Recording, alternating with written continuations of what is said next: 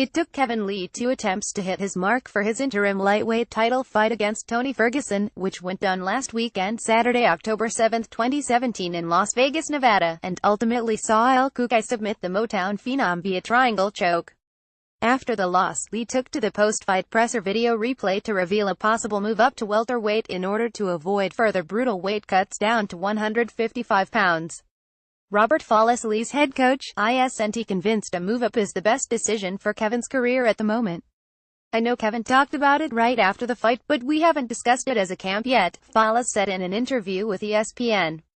"Obviously, it's a possibility, but I'm not sold that's happening yet," he added. While Follis admits the drop-down is tough for his fighter, he acknowledges there are other methods they can try to make it a bit easier for him in the future. "I like him at 155 pounds. We've got to do something to make that cut a little easier, but he's worked his way to the top there. Right now, I think 155 is good, but 170 is not out of reach. He's capable of putting on size."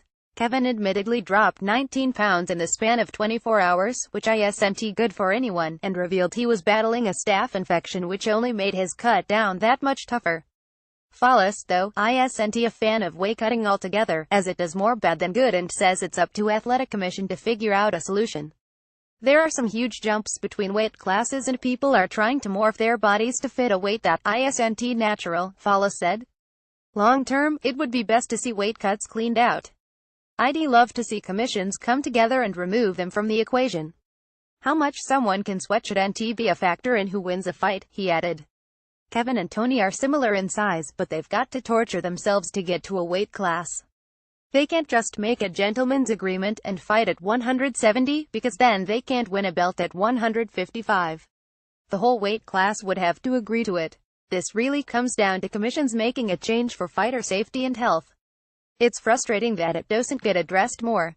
Still, the reason why fighters cut down isn't lost on Follis, saying it's pretty much a necessary evil if fighters want to remain competitive and ultimately vie for a world title.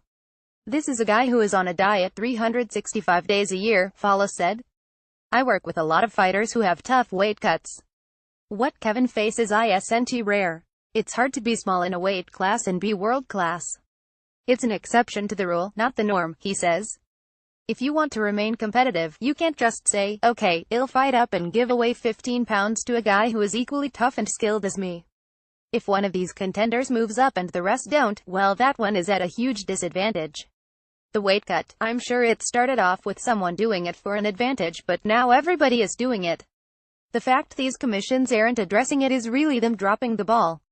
UFC President Dana White recently nixed any and all talks of adding more divisions such as the 165-pound weight class, and reiterated that there are plenty of experts at the UFC's Performance Institute who are on standby to assist any UFC athlete with their cuts.